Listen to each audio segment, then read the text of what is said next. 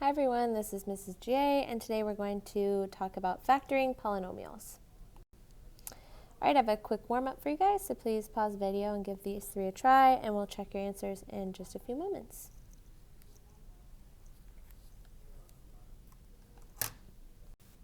Okay, go ahead and check your work here.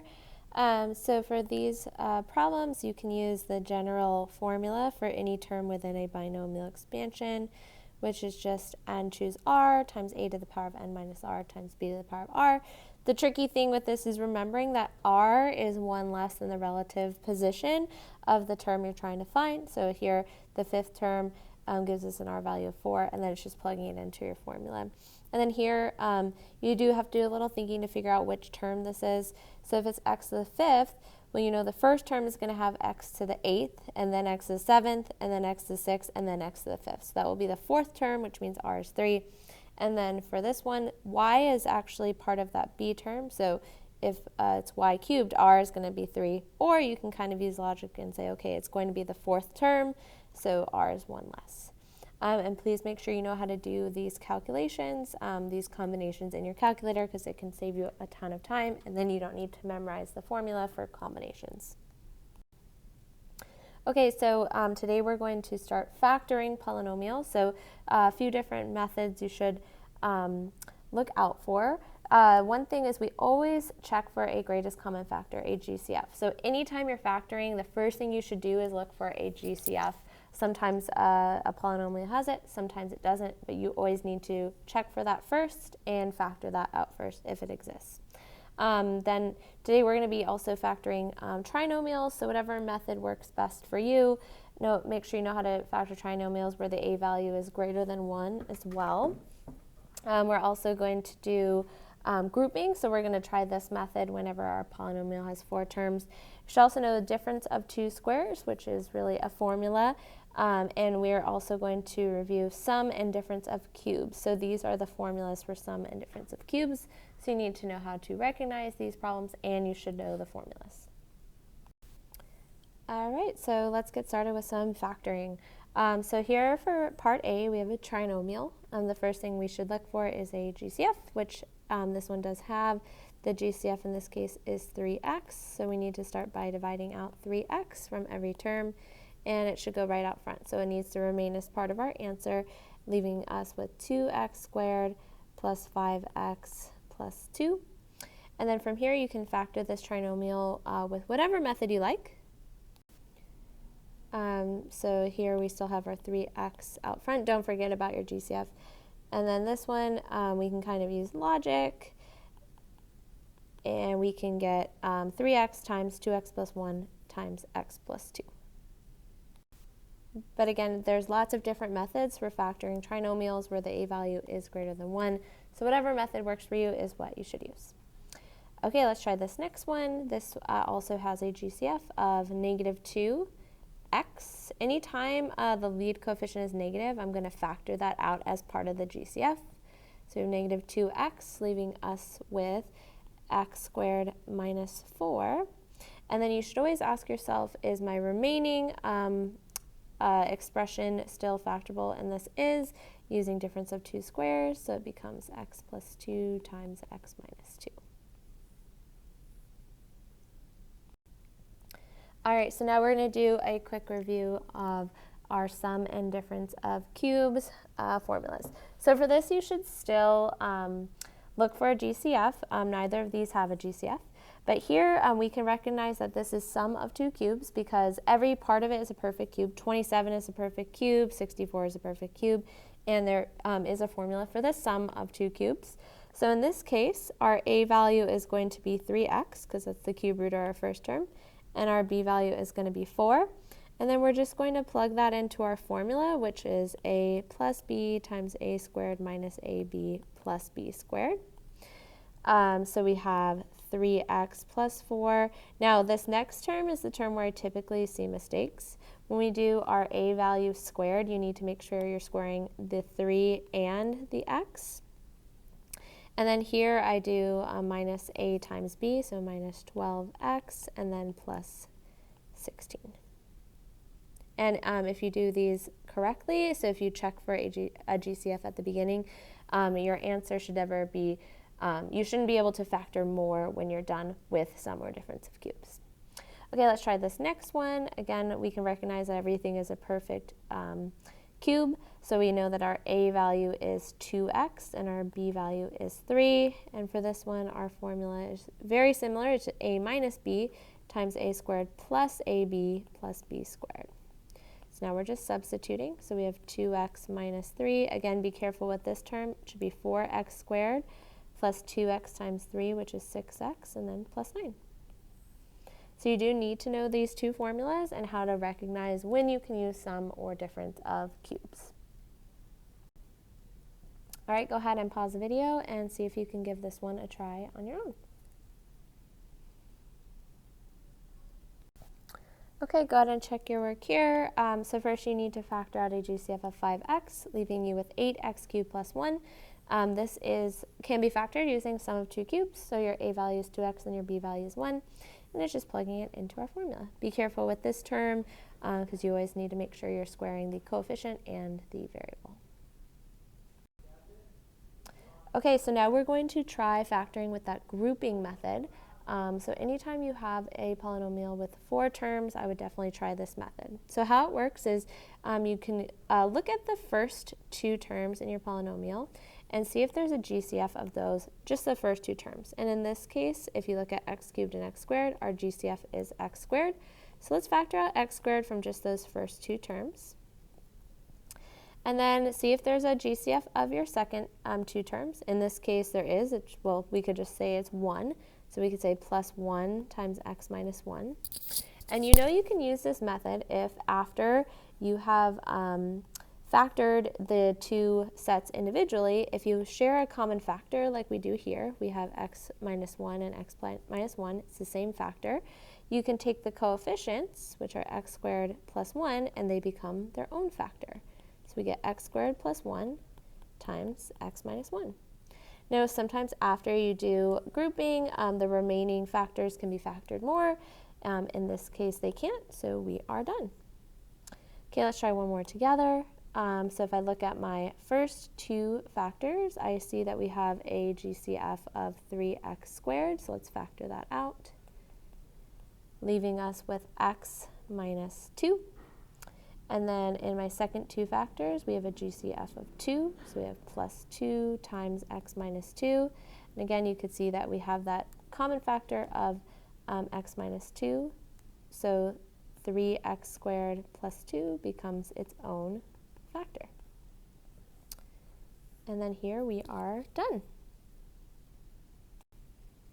Okay, go ahead and try this one on your own, and always check after you're done trying grouping, see if you can factor more. All right, go ahead and check your work here. So after you've factored by grouping, you should end up with x cubed plus 1 times x plus 1. This factor of x cubed plus 1, you can factor more using sum of two cubes, which we did right here. And then you can actually write your answer like this because we have the same factor being multiplied twice. We can write it as x plus 1 squared. All right, so now that we have done our little review on how to factor polynomials, we're going to try a couple of word problems that will require us to factor to solve. So I would say pause the video for a moment and just read over the problem really quick before we start modeling it. Okay, so now that you've read over the problem, let's see if we can kind of visualize what's happening. So we have a pool that looks like this. So again, it's a rectangular prism. So here's where the actual water would be in this area. But you can see in the problem it says it has sides and a bottom that are made of a material that is 5 feet thick. So again, here's all the water. So this means that this distance from here to here is 5 feet. This distance from here to here is 5 feet. Here to here is 5. Here to here is 5. So this is like the top of our pool. So then where you would jump in, and this is kind of just a little border of the pool. But then if you look also below at the bottom, so here, this is also 5 feet. So there's a 5 foot kind of border on all four sides and then also on the bottom side. So if you look at the problem, they want the volume of the water that the pool holds to be 6,000 cubic feet. So we want to find a way to just describe the volume of this part where just the water is. So that would be excluding the border. So we do have a little bit of extra information in terms of the length and the width.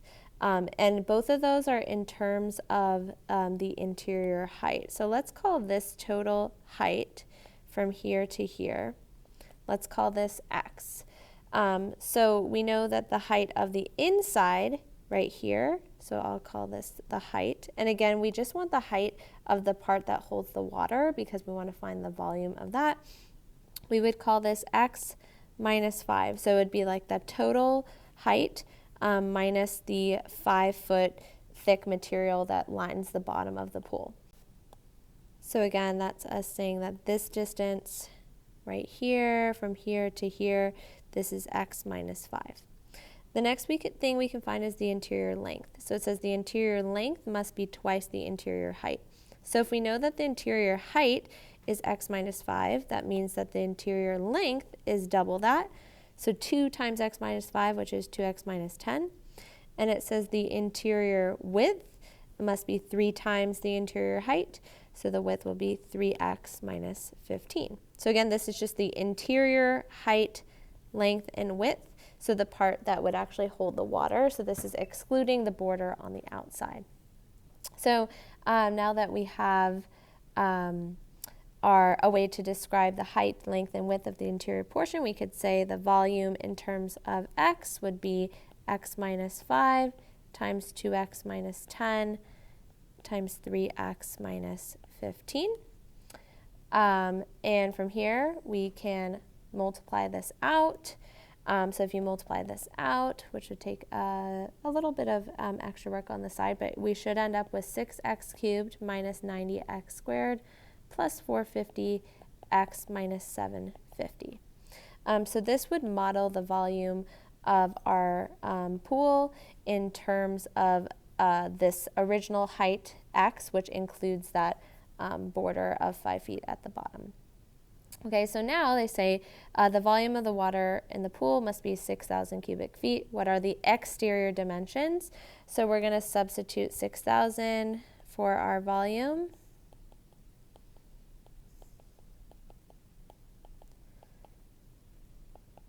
And then we're going to set our equation equal to 0 so we can factor and solve. So 6x cubed minus 90x squared plus 450x minus 6,750.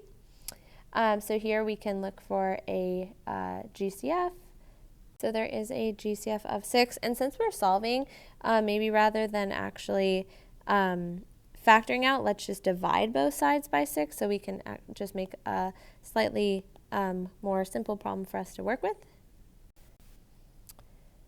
Okay, so now we're left with a polynomial with 4 terms, so let's try factoring by grouping. So this would have a GCF of x squared, these would have a GCF of 75. So we get x squared times x minus 15 plus 75 times x minus 15. So that leaves us with x squared plus 75 times x minus 15. Now if I was to do zero product property from here, this would give us an imaginary solution. So we wouldn't use this solution because it is a word problem. We want just real answers. But this one does give us a real solution of 15. So this would be our solution for x, which remember is this exterior height of the pool. So the exterior height of the pool, so this is our exterior dimensions, which is what they were asking for. So the height would be 15.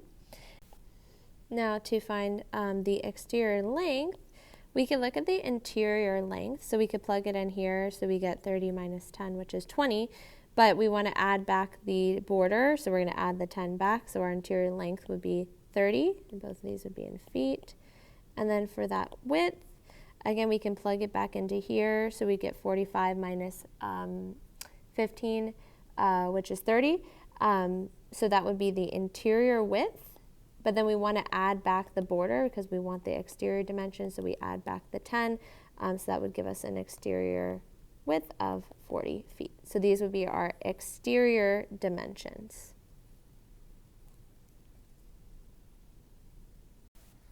All right, let's try another one together. So again, I would recommend that you pause the video so you could read through the problem really quickly, and then we'll start modeling it in just a few seconds.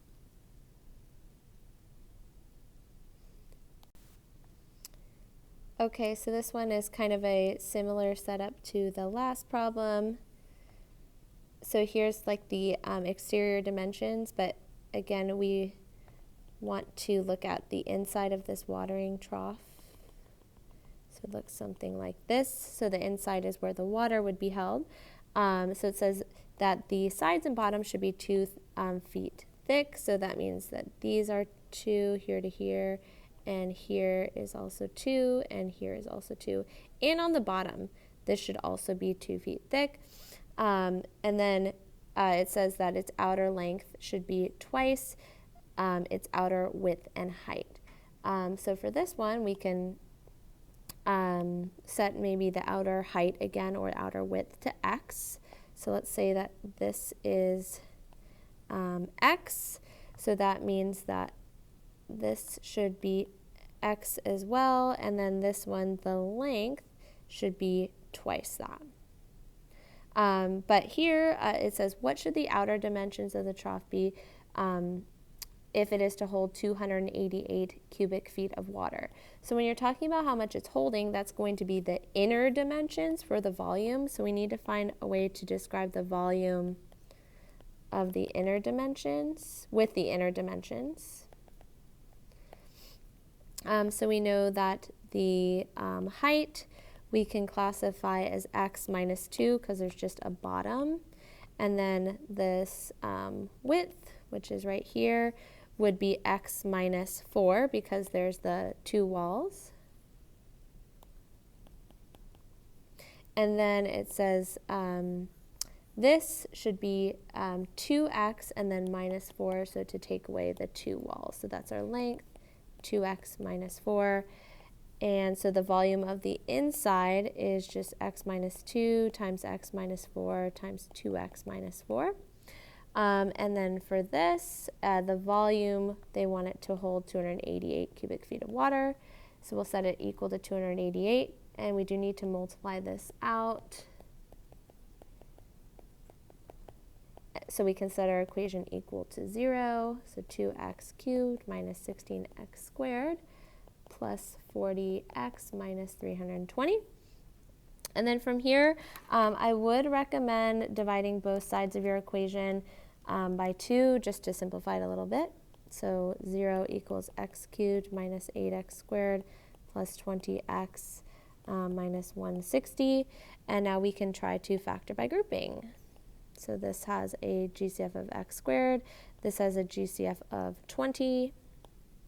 So we get 0 equals x squared times x minus 8 plus 20 times x minus 8. So x squared plus 20 times x minus 8. Again, this factor would give us 2 imaginary solutions. This does give us a real solution of x equals 8. Which, remember, is the exterior height and width.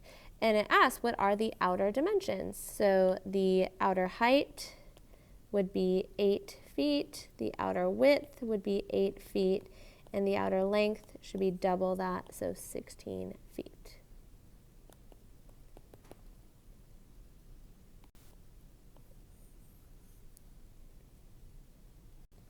Okay, here's the last one for you to try on your own. So please pause the video, and we'll check your answer in just a few moments.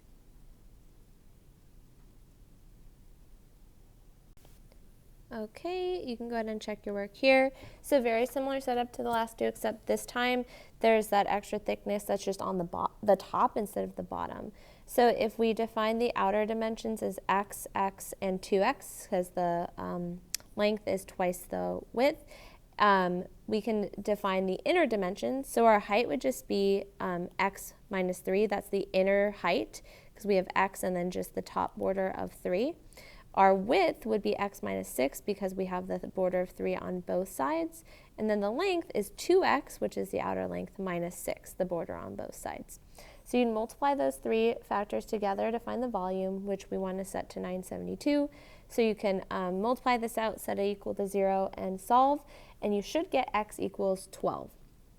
So that means that the outer height is 12, the outer width is 12, and the outer length is 24.